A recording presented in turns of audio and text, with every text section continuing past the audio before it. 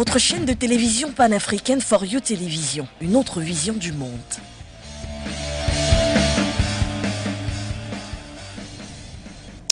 Votre chaîne de télévision Une nouvelle page qui s'ouvre certainement du côté de la République centrafricaine, du moins c'est la question que nous nous interrogeons si nous sommes en train d'y aller. Et puisque désormais c'est quasi fait, c'est quasi arrêté, il y aura une réécriture du projet de la nouvelle constitution de ce côté. Souvenez-vous, il y a quelques semaines de cela, il y avait du mouvement du côté de la République centrafricaine. Des populations qui étaient sorties donc en début du mois d'août pour demander à ce que la constitution soit révisée après justement un appel d'un député de la majorité présidentielle, l'honorable Kafanda, mais qui par la suite donc l'information a évolué comme une traînée de poutres entre d'un côté ceux-là qui voulaient bien entendu que cette constitution soit révisée et de l'autre côté ceux-là qui n'entendaient pas de cela d'une très bonne oreille. Le bloc républicain pour la défense de la constitution s'est donc créé à l'effet toujours de manifester dans ce sens-là. Et puis par la suite, il y a eu le 13 août 2022 au cours de son adresse, notamment à la nation, le président de la République a souligné, bien entendu, que si c'était une volonté du peuple, il serait prêt à aller dans ce sens-là. Il avait donc procédé par la suite à un décret qui portait donc création du comité de rédaction de cette équipe, non, du comité portant donc rédaction de la nouvelle constitution qui devait être faite en République centrafricaine. On était toujours dans le cadre de la révision. Par la suite, ça a encore pris de l'ampleur au regard de la constitution du 30 mars 2016. Il s'est avéré qu'il y avait des points non concordants et puis cette constitution avait été arrêtée dans un contexte où le pays vivait un certain trouble. Il fallait donc revoir certains papiers, il fallait revoir certains articles, procéder aux différents amendements. Il a donc fallu qu'on parle d'une réécriture de la nouvelle constitution. 53 membres avaient donc été portés pour cette signature, épousant donc une majorité de la couche. 2 semaines plus tard, il y a donc eu un autre décret qui entérinait cette fois-ci et accordait le visage aux 53 membres qui étaient déjà nommés sous forme d'institution. On savait que tel parti ou telle entité de la République centrafricaine devait s'y représenter. Ces personnes donc ont été connues et leur installation s'est effectuée hier du côté de la capitale Bangui à l'hémicycle de l'Assemblée nationale devant donc le président de la République de cette République de Centrafricaine qui a donc procédé à l'installation. Et un autre effet majeur qui a démontré à suffire que ceci allait dans ce sens-là, notamment, c'est lorsque le parti de la majorité présidentielle, longtemps resté discret, s'était donc prononcé sur la question. Mesdames, Messieurs, nous sommes donc en train de parler de la réécriture du projet de la nouvelle constitution, des membres du comité de rédaction installés. Sommes-nous en train de tourner vers une nouvelle page en République centrafricaine? Voilà la thématique. Bienvenue à tous et à toutes. Panafricaine For You Télévision, une autre vision du monde.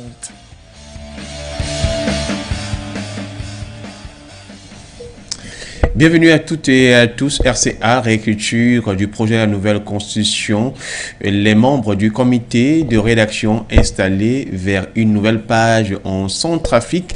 Et pour nous permettre également, avant de donner la possibilité à certains de nos personnes de réagir par le téléphone, n'ayant pas possibilité d'être en présentiel ce matin, je vous invite à suivre ce reportage de Bégoudé qui revient sur ce comité de rédaction et notamment sa composition ainsi que le projet portant révision de cette nouvelle constitution. Toutes les couches concernées sont réunies dans le décret présidentiel portant création du comité de rédaction de la nouvelle constitution signé le 12 septembre 2022. Parmi les personnes nommées, plusieurs s'étaient opposées à une réécriture de la Constitution en mars dernier lors du dialogue politique. L'opposition représentée par 4 personnes, notamment Arthur Simplice Zinga, cofondateur de l'Union des forces démocratiques de l'opposition, UFDO en abrégé a d'ailleurs déclaré que l'intérêt supérieur de la nation prône sur toute opposition. Le président Faustin Archange Touadéra a réuni 53 membres dans son décret et y a inclus les membres de la société civile. Cette démarche importante vise à éteindre les foyers de désinformation et de contestation qui criaient à l'exclusivité. Le comité comprend 6 représentants des pouvoirs publics, 7 représentants de l'Assemblée nationale, un représentant du Conseil économique et social, un représentant du Haut Conseil de communication, un représentant de la Haute Autorité chargée de la bonne gouvernance, un représentant du Conseil national de la médiation, ainsi que 7 représentants du parti majoritaire, 4 représentants de l'opposition démocratique, 2 représentants centristes, 3 représentants de la diaspora, soit les continents européens, africains et américains, 3 représentants de confessions religieuses, 10 représentants de la société civile, 5 représentants de l'université de Bangui dans le domaine juridique et des sciences humaines, 3 représentants de la chefferie traditionnelle, ainsi que 3 représentants des minorités. L'équipe, constituée par décret présidentiel, a été officiellement installée ce 14 septembre 2022 à l'hémicycle de l'Assemblée nationale.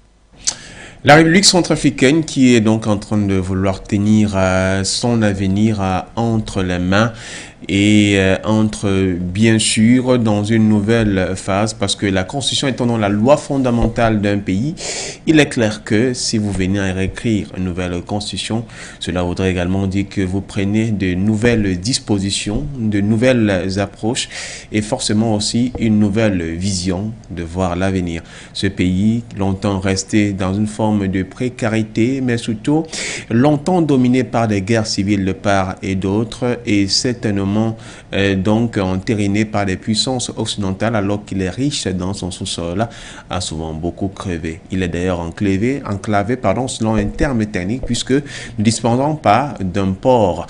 Ce qui fait donc en sorte qu'aujourd'hui, une nouvelle diversification a été prônée, notamment la quête d'une monnaie, la monnaie numérique, donc appelée Sangocoin, qui avait été adoptée et qui malheureusement aussi quelque part s'est vue presque bousculée, voire éclaboussée avec certaines requêtes du côté du Conseil constitutionnel, bien de la Cour constitutionnelle.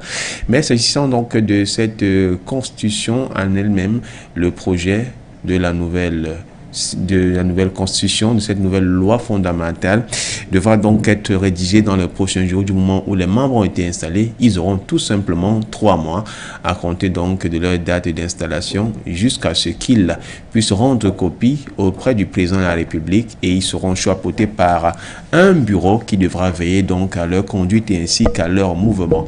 Toujours est-il que à côté de cela, il ne manque pas de souligner que certains défenseurs de l'ancienne constitution du 30 mars 2016 ont toujours porté un regard vers la Cour constitutionnelle et celle-ci devra aussi donner son point de vue sur cette nouvelle vision que la Centrafrique devra adopter. Mais pour tenter aussi d'avoir un peu une autre compréhension ou pourquoi pas un autre avis sur la question, pendant que vous êtes également invité à pouvoir réagir au moment où les codes d'accès vont s'afficher au bas de l'écran, je voudrais que nous puissions prendre la ligne téléphonique où nous allons retrouver notamment Pierre Claver Kodo qui pour certaines obligeances n'a pas pu être là mais qui préfère réagir par téléphone. Mais les codes d'accès par lesquels vous pourrez nous avoir sont le plus 237 693 549 668 ou encore Skype for You TV et même au plus 64 9 849 05 26. Pierre Claver Kodo est en ligne, est avec nous. Il nous fait savoir, ou du moins, il tente de nous donner son point de vue si avec l'installation des 53 membres que compose le comité de rédaction du projet de nouvelle constitution, la Centrafrique est en train de tourner une nouvelle page. Bonjour, Patriarche. Bonjour Florent, bonjour les spectateurs de For You Média. Je suis bien M. Nkodo Pierre Claver, directeur des publications Réseau Nouveau Magazine International et African First Cons News par Douala et président exécutif de l'Association panafricaine pour l'excellence d'éducation le développement et l'amitié entre les peuples en mémoire du général Abraham Petrus Hannibal, d'origine Kotoko, de l'actuelle région de l'extrême nord du Cameroun, et de son arrière-petit-fils, le poète écrivain russe Alexandre Pouchkine. Yves Florent, merci de me convier une fois de plus à la locale du programme Votre avis compte à échanger ou alors à donner mon avis sur cette thématique qui porte sur la SCA, l'écriture du projet de la nouvelle constitution, les membres du comité de rédaction installé vers une nouvelle page en Centrafrique, point d'interrogation. Effectivement, la Centrafrique s'achemine vers une nouvelle page de son histoire, une page écrite sous le sceau de la quête de sa souveraineté et de la maîtrise de tous ses idéaux de développement. C'est donc un fait historique que ce pays de l'Afrique centrale est entre une page historique de son histoire, que ce pays de l'Afrique centrale est en train de réécrire. Il faut quand même rappeler à nos téléauditeurs et à nos téléspectateurs et téléauditeurs que cela ne se passe pas sans, comme si c'était une sinécure. C'est l'une des sources dignes de foi. Le Quai d'Orsay a réuni il y a une semaine les opposants au régime du président Touadéra. Il a donc réuni ses opposants à Paris pour projeter un coup d'État contre le président Touadéra. C'est une situation très grave et la réunion a bien eu lieu au Quai d'Orsay à Paris, en présence des Bozizé et tous les autres flemmards qui revendiquent être des acteurs politiques majeurs de ce côté-là. Et la réunion a eu lieu au Quai d'Orsay et il y avait pour seul point à l'ordre du jour comment faire pour empêcher que le référendum annoncé ait lieu. Un référendum justement qui validera la nouvelle constitution. Alors, vous comprenez donc que le processus actuel en Centrafrique n'est pas une sinécure ou un coup d'eau tout baigne au calme. Et ceci se passe dans un contexte marqué par la volonté de la France de maintenir son hégémonie sur son pécara africain. Et or, depuis quelques années, la Centrafrique a montré le chemin désormais suivi par un pays comme le Mali, qui l'a emboîté et qui s'est tourné vers d'autres partenaires stratégiques, au premier rang desquels la Russie. Il est donc question pour la France de casser cette dynamique, même en versant le sang, comme cela a toujours été sa tradition, c'est-à-dire en organisant un coup d'État contre le président Touadéra. Et ça, c'est sérieux. Je crois que c'est le but même de cette tribune pour attirer l'attention des autorités centrafricaines, de faire preuve de redoubler de vigilance et même du peuple centrafricain de redoubler de vigilance, parce que ce que je dis, ce dont je parle là, ce n'est pas c'est des sources dignes de foi. Et j'invite donc tous les panafricanistes de rester extrêmement vigilants par rapport à cette actualité à cette révélation que je viens de vous faire. La Centrafrique est donc dans l'île du cyclone. Dans l'île du cyclone, dans le cadre d'un coup d'État qui pourra mettre à mal, qui pourra ôter la vie au président Touadéra. Il est donc question pour les Centrafricains, pour tous les panafricanistes, d'être extrêmement vigilants. Parce que la France ne s'avoue pas vaincue de ce côté-là. Et la France utilise les Centrafricains corrompus, aliénés, imbécilisés pour traduire en acte ses velléités hégémoniques. Bon, quand je l'ai dit, c'est pour vous rappeler un peu les enjeux. Donc les enjeux ne sont pas seulement, ne concernent pas seulement la Centrafrique. Les enjeux de ce qui s'annonce du côté de la Centrafrique concernent pratiquement toute l'Afrique francophone, qui a hérité des constitutions inspirées que celles de Napoléon Bonaparte, dont les constitutions ont été écrites par la France quelquefois avant même les indépendances et inspirées de Napoléon Bonaparte. Vous comprenez donc qu'il y a beaucoup à faire. Il faut tout remettre à plat. Il faut tout repenser, l'âme même, parce que la Constitution c'est l'âme d'un pays. Il faut tout repenser pour que, dans le cadre des travaux annoncés du comité de rédaction qui sont installés aujourd'hui, que ces travaux se passent dans la sérénité et dans un esprit patriotique des membres qui ont cette lourde charge historique de repenser la constitution centrafricaine de la République centrafricaine de demain. Cela devrait, à l'issue de ces travaux, on espère bien que cela pourrait inspirer d'autres pays africains afin qu'ils passent également par cette démarche légale pour pouvoir remettre à plat les lois fondamentales de leurs pays respectifs. La Centrafrique a donc en face ce comité de rédaction engage donc un chantier extrêmement important, extrêmement déterminant pour l'avenir de la Centrafrique et pour les générations futures.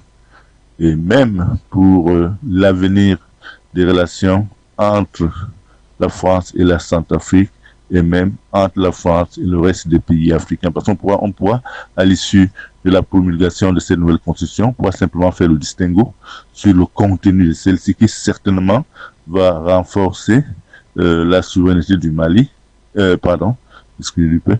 renforcer la souveraineté de la République centrafricaine en lui permettant de disposer de nouveaux outils qui pourront contribuer à son développement.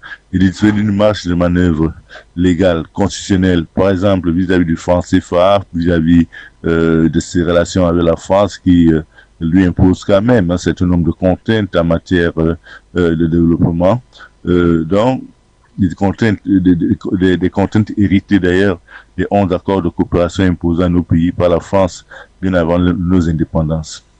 Donc, les enjeux par rapport à ce projet de nouvelle constitution ne concerne pas seulement la Centrafrique. Je dis bien, ne concerne pas seulement la Centrafrique, concerne tous les pays de l'espace francophone dont de plus en plus les populations manifestent leur ras-le-bol vis-à-vis de la puissance française, néocolonialiste française. Et le cap qui est en train de franchir la République centrafricaine est un cap décisif pour tous les autres pays de l'Afrique francophone, de l'Afrique francophone.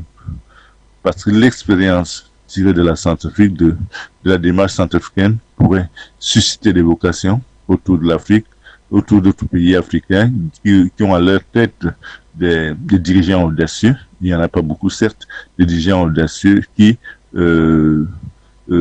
sont, comment dirais-je, qui se soucient effectivement et de manière concrète de l'avenir de leur pays.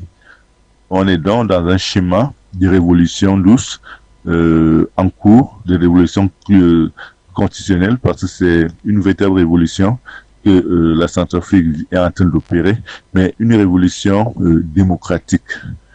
Démocratique parce que tout le processus qu'on a observé est en train d'être respecté. Ça n'a rien à voir d'un hold-up constitutionnel, ça n'a rien à voir, c'est avec la participation des populations centrafricaines qui ont d'ailleurs souhaité une révision de cette constitution.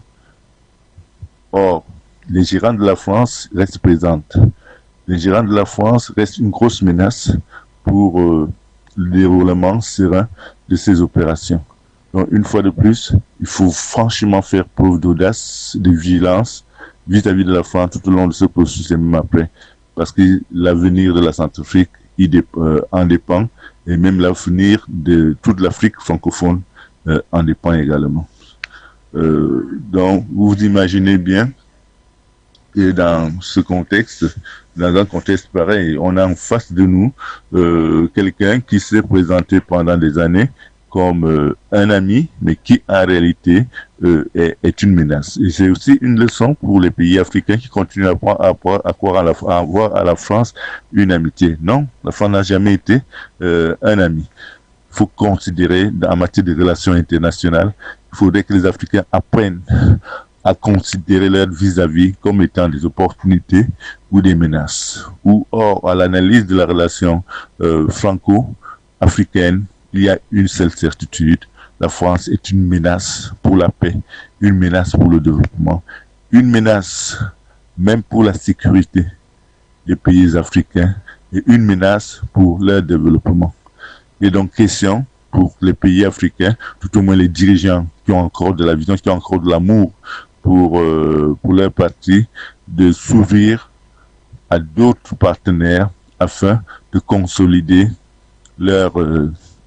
afin de poser les bases réelles de leur souveraineté. C'est ce pas-là que la République centrafricaine est en train de franchir, et c'est un pas qui certainement, au terme, après le rendu des travaux de la commission de rédaction de la nouvelle constitution et après la promulgation de celle-ci, c'est sûr que c'est un jour nouveau qui se va s'élever sur la République centrafricaine dans l'intérêt des Centrafricains et pour leur bonheur. Merci Florent et passe une agréable journée.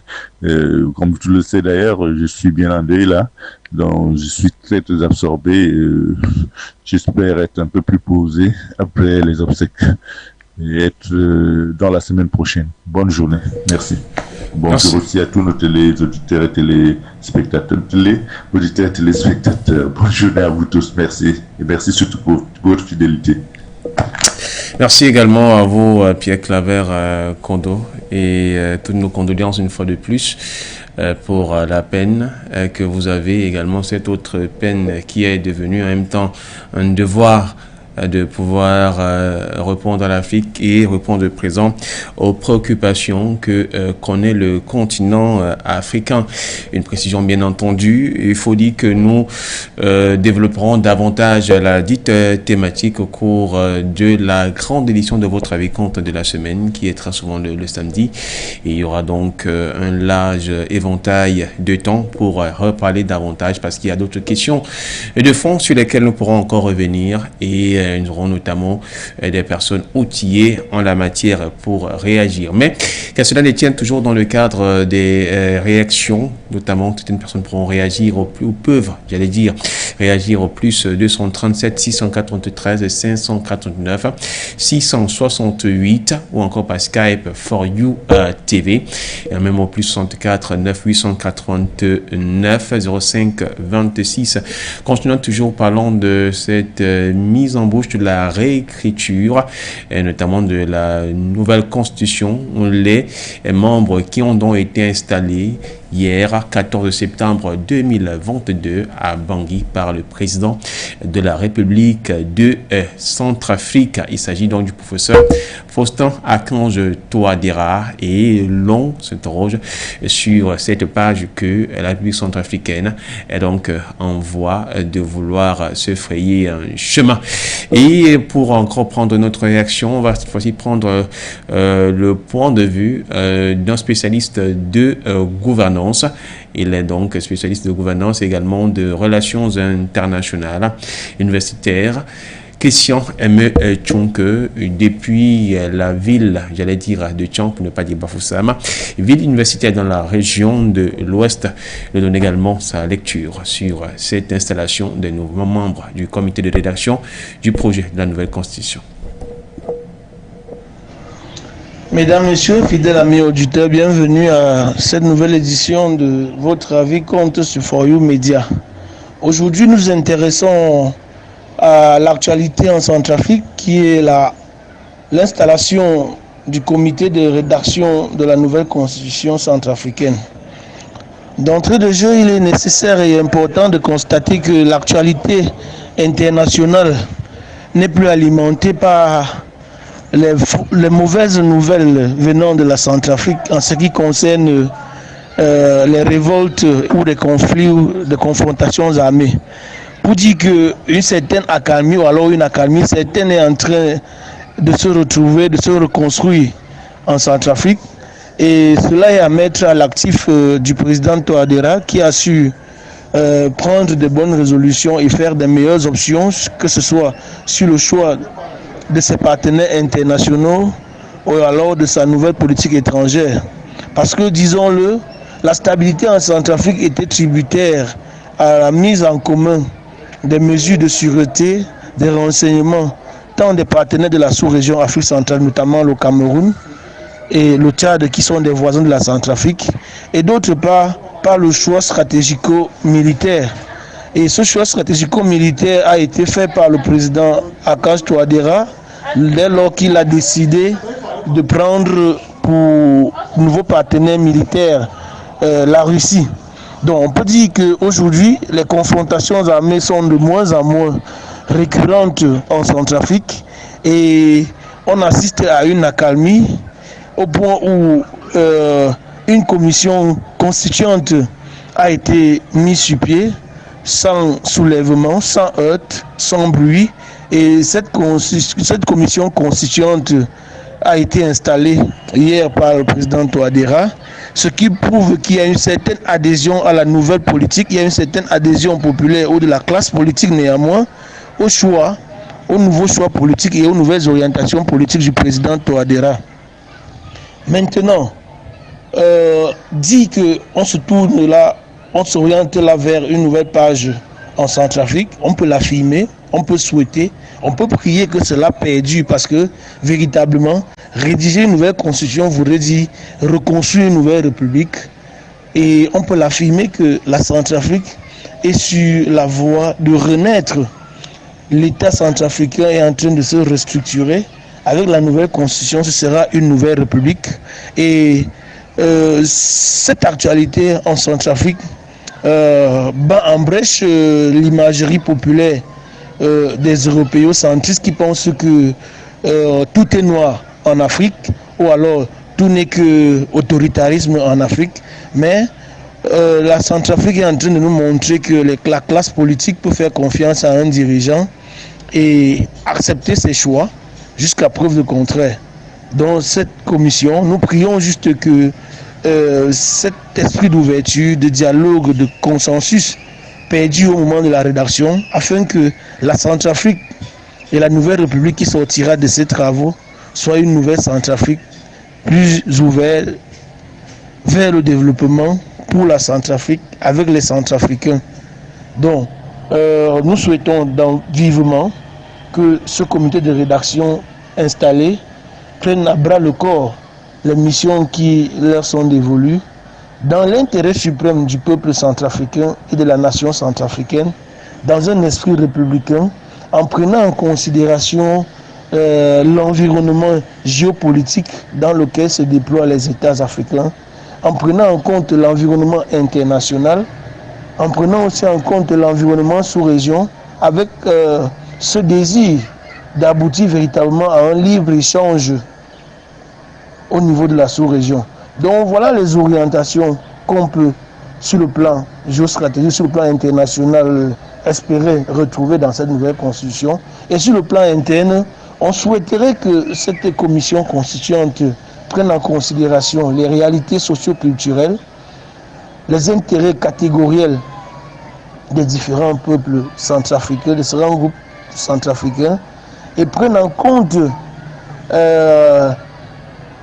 la notion de cohabitation de pouvoir, de façon à ce qu'il y ait un certain équilibre juste pouvant permettre une gouvernance saine, sans abus de pouvoir, sans excès de pouvoir entre une institution, entre les mains d'une institution quelconque. Donc nous sommes optimistes et au vu du chemin parcouru par la Centrafrique jusqu'aujourd'hui, ou alors la Centrafrique sous l'ère Touadéra, l'optimisme est de plus en plus poussé parce qu'il y a cette accalmie, il y a cet esprit d'ouverture, il y a cet esprit de dialogue et nous sommes certains et nous souhaitons qu'on aboutira à la renaissance de la Centrafrique et à l'ouverture sur le plan international d'une Centrafrique libre de toute domination d'une métropole, libre, même si au jour d'aujourd'hui, la France pense qu'il y a un narratif russe et chinois qui se développerait, disons-le ainsi au conditionnel, en Afrique et qui a tendance à faire prospérer une diplomatie dite par la France de mensonges, de bluff ou de recolonisation de l'Afrique. Je souhaite qu'il n'en soit pas cela pour les États africains et certainement il n'en est pas le cas parce que dire qu'il c'est le cas, c'est vouloir faire de la Centrafrique un potentat d'une quelconque puissance, ce qui n'en est rien du tout. Merci à vous, Christian Tchunke. Une lecture qui est donc une lecture prospective dans le sens où, bien entendu, il faudrait notamment qu'avec cette nouvelle équipe qui a été mise sur pied, elle puisse travailler dans un cadre qui soit républicain, celui, bien entendu, de faire en sorte que le pays, comme nous l'avons dit au départ, a été émaillé par plusieurs conflits internes, été émaillé également par plusieurs attaques, une certaine pauvreté alors que le pays, lui, il est riche, se retrouvant donc embrigadé parce que appartenant, entre guillemets, à une certaine puissance qui devait penser à dicter notamment ces lois. Il a fallu peut-être que le président Faustin Archange Touadéra arrive comme une sorte de messie, parce que quand on regarde en même temps aussi le parcours de l'homme, mis à part qu'il soit professeur d'université et dont il avait eu le rêve à ce que son pays puisse changer et apporter justement sa pierre dans l'édification de son pays, il est passé donc comme candidat indépendant lorsqu'il avait été élu pour la première fois donc au niveau de la présidence centrafricaine. On peut comprendre tout aussi un peu comment est-ce qu'il a été accepté par les différentes couches. Et aujourd'hui, le travail qui est le sien et qui est mené justement fait en sorte que les puissances qui au départ ça rejet notamment les bénéfices de la RCA sont aujourd'hui en mal et dos au mur. Les récents événements peuvent tout simplement nous en dire long au regard de ce qui se vit sur le terrain. L'insécurité qui existait aujourd'hui, on a pratiquement 90% du territoire centrafricain qui a été donc récupéré par le gouvernement, pour ne pas dire par les FACA, les forces armées centrafricaines qui jour et nuit se battent, et à des récentes attaques où ils ont pu neutraliser des groupuscules, je dirais, donc du mouvement rebelle et presque sécessionniste, pourquoi pas, du CPC, un des mouvements donc qui appartiendrait à l'ex-président aujourd'hui en exil du côté du Tchad, François Bozizé. Cette constitution, comme je le soulignais au cours d'une réunion qui s'est tenue du côté du Quai d'Orsay, comme l'a également évoqué le partage Claver Kodo, était dans le but, bien entendu, de pouvoir porter une image, porter atteinte à l'image de marque de la République centrafricaine à travers donc certains de ses fils qui sont en exil, afin que ceux-ci puissent utiliser d'autres canaux à l'instar de la Cour constitutionnelle qui, à chaque fois, certainement interpellée, est toujours là pour rendre un verdict, pas toujours à l'image de ce que voudraient les populations. Autant de choses donc qui sont en train d'être bien suivies du côté de la République centrafricaine. Cette équipe donc de 53 membres qui vient d'être mise sur pied, on a pu se rendre compte qu'au niveau justement de l'aspect politique, on peut retrouver la majorité présidentielle, la majorité centriste, la majorité démocratique, également celle de l'opposition, et puis également toutes les différentes couches y se retrouvent. Le grand déroulé sera bien sûr apporté samedi avec notamment des personnes davantage de ressources pour un programme grand format spécialement réservé à ce rendez-vous.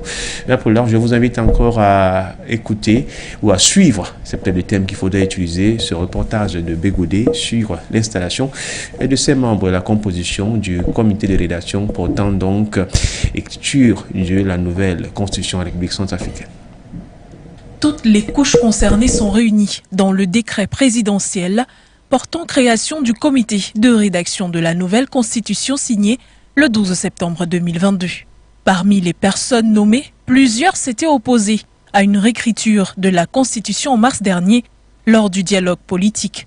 L'opposition représentée par 4 personnes, notamment Arthur Simplice Zinga, cofondateur de l'Union des forces démocratiques de l'opposition, UFDO en abrégé, a d'ailleurs déclaré que l'intérêt supérieur de la nation prône sur toute opposition. Le président Faustin Archange Touadéra a réuni 53 membres dans son décret et y a inclus les membres de la société civile.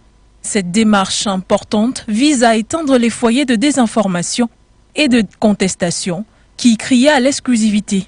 Le comité comprend 6 représentants des pouvoirs publics, 7 représentants de l'Assemblée nationale, un représentant du Conseil économique et social, un représentant du Haut Conseil de communication, un représentant de la Haute Autorité chargée de la bonne gouvernance, un représentant du Conseil national de la médiation, ainsi que 7 représentants du parti majoritaire, 4 représentants de l'opposition démocratique, 2 représentants centristes, 3 représentants de la diaspora, soit les continents européens, africains et américains, 3 représentants de confessions religieuses, 10 représentants de la société civile, 5 représentants de l'université de Bangui dans le domaine juridique et des sciences humaines, 3 représentants de la chefferie traditionnelle, ainsi que 3 représentants des minorités.